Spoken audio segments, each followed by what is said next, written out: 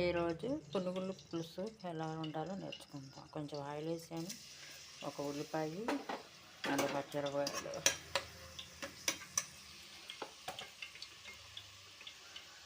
కొంచెం ఉప్పు వేసి వేగనివ్వాలి.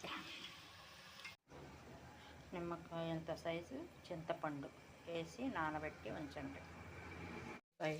వేగిన తర్వాత కొంచెం పసుపు,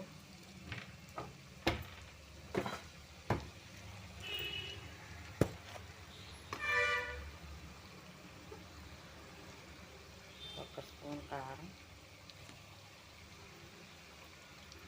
వేసి బాగా కలపాలి.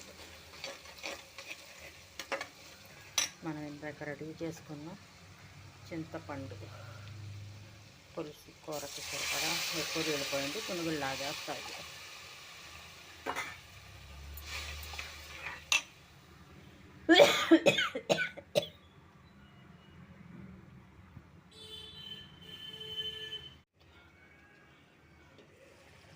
కూర మీద మూత పెట్టండి.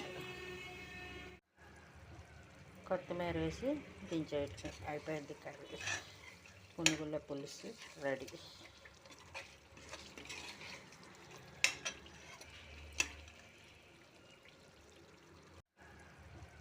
కొత్తిమీర వేసి దించేయటం అయిపోయింది. కర్రీ పునుగుల పులుసు రెడీ.